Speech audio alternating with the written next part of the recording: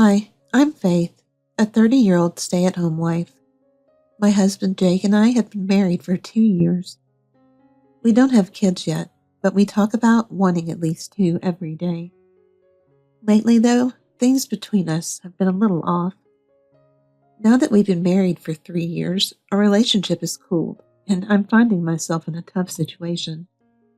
We used to be so in love. I don't understand how I got to this point. Every day, I'm exhausted, we barely talk, and the atmosphere is so heavy. I'm constantly worried about what kind of emotional damage I'll take when I get home. I'm so tired right now. This is serious.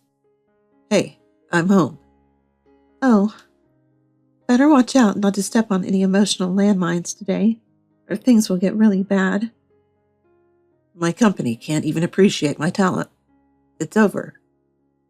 What's going on? Did something happen? I've been struggling at work. My pay keeps dropping, and now they told me I can take next week off. Oh no, that means another pay cut. It's become a regular thing to come home, complain, break stuff, or drink with coworkers when things go wrong at work.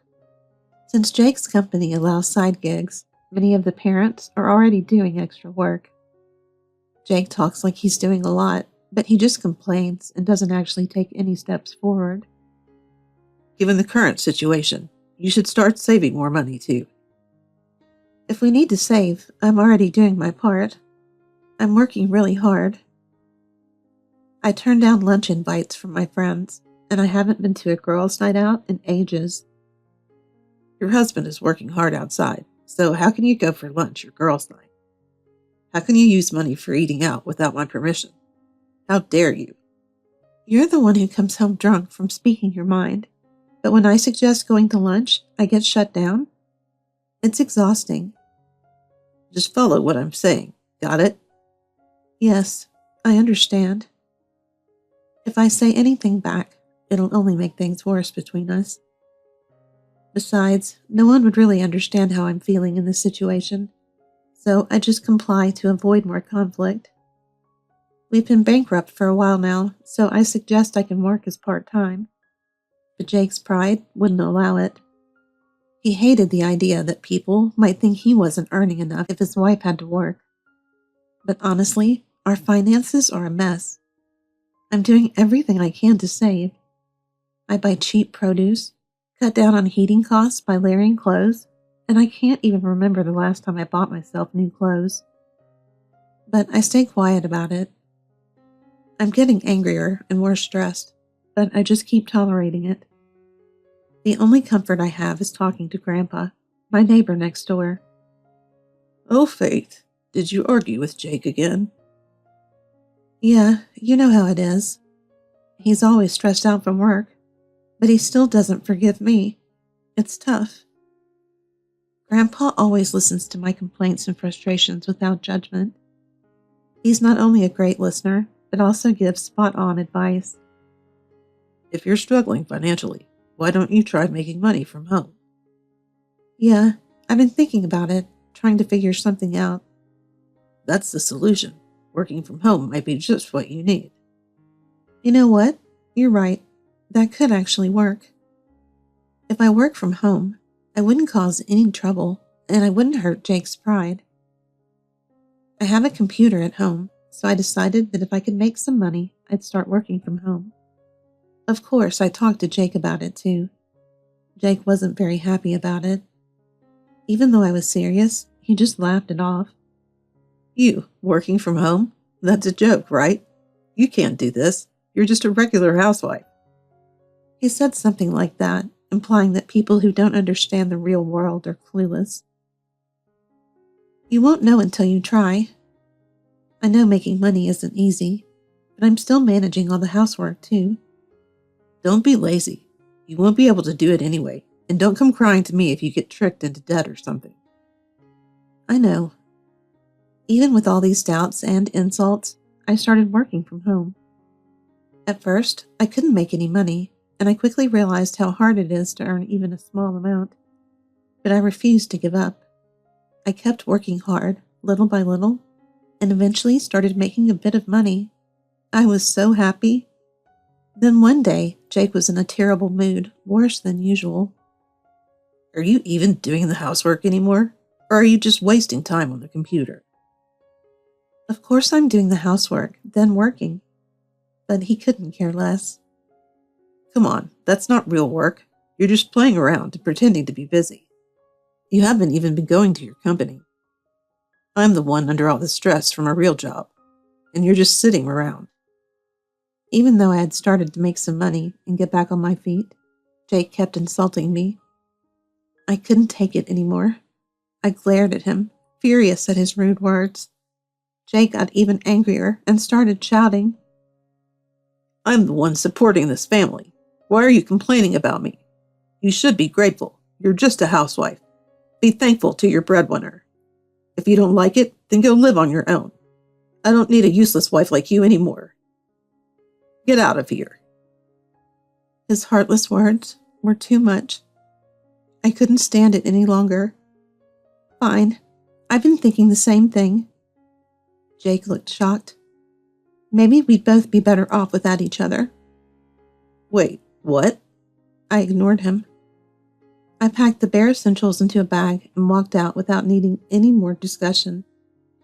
Jake was panicking, trying to stop me, but I ignored everything he said. I left the house and headed to my next destination.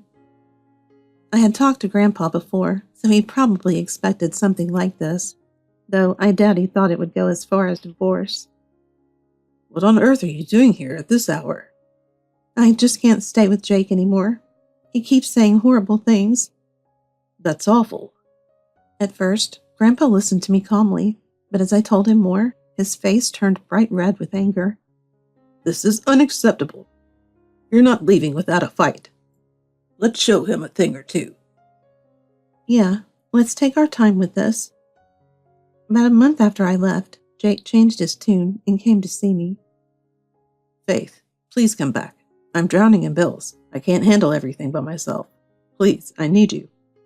And I haven't had a decent meal in weeks. His voice was shaking and his lips were trembling. It's my fault. Please come back. Even though he looked pathetic, I responded coldly. No matter how much you apologize, my feelings won't change now. I've completely forgotten that 100-year-old love. Besides, you might need me, but I don't need you. But how about financially? When it comes to finances, I'm more than capable of making money on my own. At first, I started working from home just to make ends meet, but now it turns out I'm actually really good at it. I'm earning over $10,000 a month now, and I feel like I can keep growing my business. That's why I don't need someone who just gets in the way of my work. I'm earning over $10,000 now. How? That's a lie. It's true. You couldn't even keep up with me. So please stop begging. I need you. I've got bills piling up, and they're about to cut off the electricity, gas, and water. I used all the money in the credit cards. The rent's overdue. I can't make it without you, Faith. Jake cried, but the more he glued to me, the colder I felt. Why were we even having this conversation? It's a waste of time. If I had time to sit here talking, I'd rather be working. You looked down on me all this time, and now you're asking for help? Pathetic. We're getting divorced, so stop saying things like that. I'm sorry for everything. Don't even try that. I've already recorded everything, so expect alimony. When I said that, Jake just looked down in defeat.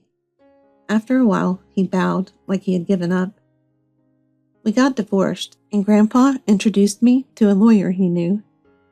We settled on alimony, and Jake got kicked out of his place because he couldn't pay the rent. He ended up drowning in debt and turned to drinking and gambling. Eventually, collectors showed up at his workplace, and he was fired. Now he's stuck in a live-in job, trying to avoid the collectors chasing him. Meanwhile, I'm happily living with Grandpa. The other day, I walked past a park near the station and saw a new cafe sign next to it. They have all sorts of parfaits on the menu. I really want to try their pudding parfait. Let's go together sometime. That sounds great. I heard they've got some rich parfaits and even a curry one. I'll give it a shot. It's amazing. Well, that's worth checking out. Get me a ticket, too.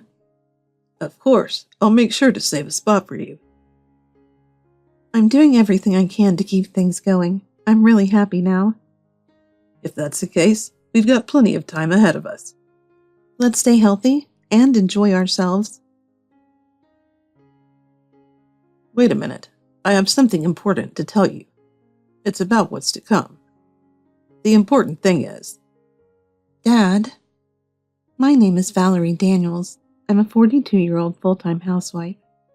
Currently, my husband Ben, I, and father-in-law live together. Originally, I was working as a nurse, but I met Ben, who was hospitalized, and we got married. For the first 2 years of our marriage, we lived in a rented apartment. But one day, after our 3rd year of marriage, my father-in-law collapsed and became partially paralyzed. So I quit my job and started living at my in-laws' house to take care of him. haven't you prepared dinner yet? I'm sorry, I haven't prepared yet. I took Father to the hospital today. You're not good at doing things. You're supposed to take care of my father and do the housework. Saying that you took him to the hospital isn't an excuse. Who's going to feed me? You're a housewife, right? Do your job well. I'm sorry for being late, but it was you who asked me to quit my job, right? That's not the way you say it. Ha! I'm so tired when I get home. In fact, you only move your mouth. I'm taking a bath. Get it ready while you're at it. When I first got married to my husband Ben, he was a sincere and considerate person. He actively helped me with the housework and comforted me every day. Even after I moved into my in-laws' house, he was grateful to me for taking care of my father-in-law. But slowly, Ben started acting like everything was normal and stopped helping. I couldn't get Ben's cooperation, and with my father-in-law's care, I didn't feel like having a child. Before I knew it, 15 years had passed. Ben started calling me an incompetent wife who couldn't even have children. Year by year, Ben's personality grew colder, and he used to call me by my name, but now he doesn't even do that. Our relationship became very distant. The reason I was staying was because of my father-in-law who needed my care. Valerie, thank you for today. Not at all. There doesn't seem to be anything wrong, so that's good. But it doesn't change the fact that it's becoming a burden. Still, it's too early to give up. Let's do our best together. Thank you so much. You are too good for Ben. Did he say something to you today? He didn't say anything to me again today. It's my fault. I warned him many times, but he didn't listen. After 13 years of living with you, I can always tell when you are lying. I'm really giving you a hard time. If you keep up this relationship with Ben for my sake, it's not a good thing. Don't worry about me. I want you to pursue your happiness. What are you talking about? We're family. I see. I'm really sorry. At times like this, it's okay to say thank you. That's right. Thank you. My father-in-law is a very considerate person, unlike Ben's domineering attitude. He always has a gentle smile and speaks kindly to me, always expressing gratitude for my care. Because of my father-in-law, I've been able to care for him with all my heart. I love my father-in-law, and I plan to continue caring for him. Ben's stress has been building up, but I've gotten used to it. As long as I don't expect too much, life is pretty manageable. But one day, I noticed a crack in my daily routine. One day, my father-in-law's condition suddenly worsened, and he had to be rushed to the hospital. The doctor said his condition was severe, and he would need to be hospitalized for a while. It was an emergency, so I called Ben, but he didn't answer. It looked like he went out instead of working. Father, are you awake? Are you hurt anywhere? Are you okay? I'm fine, thank you. I just had a bad dream. I might not have much time left. What are you talking about? Please, don't even say things like that. I think Ben will come soon, so I'll talk to the nurse. Please, Wait a moment. I have something important to tell you. That's all for the future. The important thing is, Dad.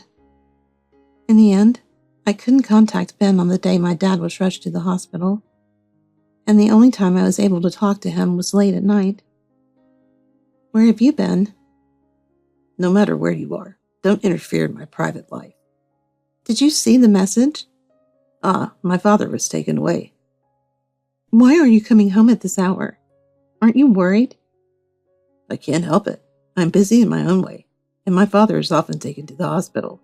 He's used to it, but there's no sense of urgency. I tried my best to stay calm, but according to what the doctor said, it's quite serious. It seems like the situation is urgent. That's probably because you weren't taking care of my father properly. There's a problem with your care. That's why my father's health deteriorated. It's your fault. Well, don't just put yourself aside and shift the responsibility onto me. Oh yeah, that's right. In that case, I'm busy with work, so you can go to the hospital and take care of my father. I'll finish my work, so you can too. But I might go visit him after work. I can't make any promises. If I feel like it, I'll go. We haven't finished our talk. I'm still tired. No matter how many negative things he says to me, I don't mind now. But I couldn't ignore the way he treated his father so roughly. I wonder if he's really human. After that, I went to my father-in-law's hospital room every day. On the other hand, Ben never came to visit him. A month after my father-in-law was hospitalized, he passed away. I cried more tears than I expected. That's how much I loved him. At that moment, Ben appeared in front of me in a panicky manner and made some horrible remarks. Yes, I can leave you now. I'm divorced. I'm done with you. Let's get divorced. I have a mistress and a hidden child. Yes, I have a new wife. She's beautiful, and we even have a young, fashionable, and cute child. She's a 180-degree different person. Hey, you can come in. Excuse me? I'm so excited. I mean, were you cheating on me? Well, on paper, you're my wife, but in my heart, you're not. My favorite is Rose.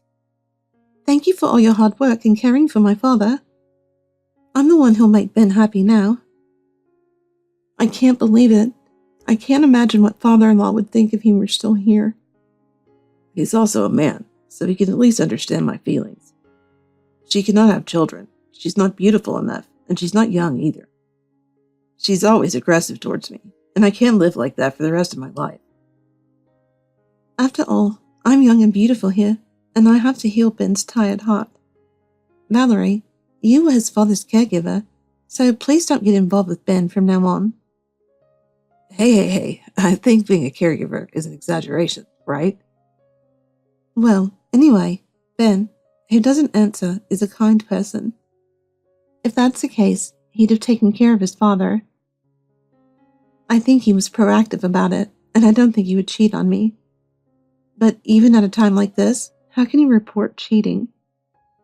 Ha ha ha. Whatever. I'm divorcing you. I will ask you for the compensation. Oh, consolation prize. Well, I'll pay you a little more than the fair market price because you've been taking care of us as a housekeeper, and I'm my father's son. Oh, Ben, that's rude. Don't say that, Rose. What should I say? I was really disappointed. Okay, let's get a divorce. Then leave now. I can't help but see my father-in-law one more time. He has been so indebted to me. Please, don't come back to this house. I will be Mr. Ben's wife. I'm going to see his father off, so please be gone when I return. I'll leave after the funeral is over, so feel relieved. Then we'll eat a little food. Get ready. Did you really stop being a human being? The reason I continued my marriage with him was because of my father-in-law. I was worried about my father-in-law, so I wanted to be with him. So I endured Ben's continuous care, but my father-in-law left. There's no reason for me to be with him right now. I was thinking that as I was going to ask for a divorce someday, so it was a good thing. I filled out the divorce papers without any hesitation. All that's left is this baggage, and I'm busy. The funeral was over in a blink of an eye. I packed my belongings in a cardboard box and called the contractor. Thinking that this would be the last time I would see this house, I thought back to the days we spent. As I thought about it, my tears naturally spilled out. Although there were many difficult times, I had a lot of fun. My father-in-law expressed his gratitude to me a lot, and I would like to thank him as well. Thanks to him, I was able to grow in many ways. Hey, are you done packing your bags? Yes. Well then, just leave quickly. Sure, and you will pay for this. Of course, whether it's alimony or alimony for cheating, I'll give you as much as you want. Don't worry. You're in a good mood. That's because my standard of living will be higher. You're really over it. Also, no matter what happens in the future, don't ask me for help. It's disgusting, so I don't want to get involved with it anymore. In fact, don't get involved at all. It's a waste of time. You're a disgusting person from the beginning to the very end. You're going to be a lonely person with no food, so you'd better watch out. I think you'll see hell from now on, but live strong. I wonder if that's what you're telling yourself. It's nothing. Goodbye. Please don't show me your dirty face again. I will disappear from his presence without leaving a single regret. Now that I am free from him, let's have a glass of wine. The hospital might be a good environment. It's been 2 weeks since I moved to a new house and started living alone. My days are filled with job hunting hobbies and meals with friends. One day, that man contacted me again. I asked you not to get me involved, didn't I? What do you mean? You must have done something. Don't get me wrong. A real estate agent came and suddenly kicked me out of the house. Besides, I don't get my father's inheritance. What do you mean? You're not a son. You're so timid. I'm my father's son. If you were a son, you'd worry if your father got sick, take care of his care, and not leave everything to your wife. That's your interpretation. Well, no. Father said that you were no longer his son. Instead, he said that I was his daughter. That's right. You thought that you would receive an inheritance, so you gave up on me and paid me a lot of alimony. That's what I said, but I'm afraid your assets don't have that kind of freedom. That's a lie. It's true. Your father gave me the house and property in my name as a gift before he died. I asked a real estate agent to sell it to me, so hurry up. Well, now I don't have any free time. Just wait. Anyway, I'm related to my father by blood, so it's strange that I don't receive any of that benefit. I don't understand. This is all your fault. I don't have any attachment to father-in-law's inheritance, but I don't want it to fall into your hands. If I were to give it to you, you'd waste it, and I'd use it for volunteer work. I'm sure your father would be happy with it. I don't care how much you try to threaten or confuse me. I'm fine with you. There's nothing to worry about, so stop wasting your efforts. Also, please give me the alimony as soon as possible. I'd like to say that you should pay it all at once, but I'm giving it to you in installments. About that, there's no evidence that I did that. It's obvious if we trace back when your hidden son was born. I also have the audio of your confession. Look, of course, I'll pay you any amount you want, whether it's alimony or compensation for cheating on you. Don't worry. You must be kidding. If you're headed to hell, you'll also have a financially difficult life. But that's not all. What do you mean? I have contact information for your company. Don't you dare do that. I have already done it. You're going to have such a rough life now. I wonder how many times your coworkers will look at you with disrespect. You can't quit your job. No, it's just a ticket to hell. I'm sorry. I'm sorry. Your father's inheritance won't go to you. I'll ask for compensation without hesitation. I'll even contact the company. Just give up. You have your lover so close to you. aren't you, Rose? Good luck with trying to change him. I'm sure Ben will lead a stupid, trashy, and rough life, but I hope you'll do your best. You won't receive an inheritance either. You have to look for a house. It's my home. Really? Also, I won't hesitate to ask for compensation from you, too. If you don't pay it properly, you'll be threatened by a lawyer. The scary speed will come, so be sure to protect yourself. Also, the company you work for is a full-fledged dream. I'm sure companies will look at you coldly, but you'll just have to stay strong and wait. You can't do that. I'm sorry. I'm a rude person just like you, so if I have to do something, I'll have to do it to the fullest. Please, be prepared for this to happen. You've been so talkative, but you can't find the words to say. Give up? Please, give me a break. I'm really remorseful. It's all a lie, right? It's a lie. Maybe you'd be happier if you lived your life thinking about it, but unfortunately, it's all true. Because of your dirty personality, you lost your inheritance, your hard-working wife like me, your social status, your savings, your house, and your title of being your father's son. You're losing yourself and regretting your actions all the more. It's a lie. It's a lie. It's a lie. It's a lie. Yes, I don't have time to live with your depression. Well then, one last thing. The love I had for you, even though I had a terrible marriage, was worthless. Unlike you, who disappeared a long time ago, I was able to stay in that house because there was a kind person there. Since your father passed away, I have no use for you anymore. The only person I cared about was your father, who knew that you were going to go to hell. If you don't want to see more hell than this, then you should become a kinder person. I don't think it's possible to follow your father's example, but please don't contact me again. Goodbye. Wait. Today, the starry sky is beautiful. It felt like his father was blessing me from the sky with all the hard work I had put in. Later on. Rose, have you used the cardigan without permission? I guess I can't help it. I'm doing my best too. So, what's wrong with this messy room? You're a housewife, right? I'm working hard. I'm taking care of myself. And depending on whether you're nice to me or not, I will release my stress. Well, that can't be helped. That woman tipped off my office about my affair, so I was secretly teased and bullied. Yeah, it was the same for me. Why was it supposed to be like this? Now that I think about it, Valerie was a good wife. Of course, there was no inheritance from his father to Ben. All that was left was the alimony from his affair, and he is suffering from his wife's overspending habits. It seems like their bank account balance is decreasing by the day. It's even more difficult since they also have a child, but there's no room for sympathy. So I informed both his workplace and his girlfriends about the affair. Rose retired and is now a self-proclaimed housewife, and Ben is working hard to support his family and pay me alimony.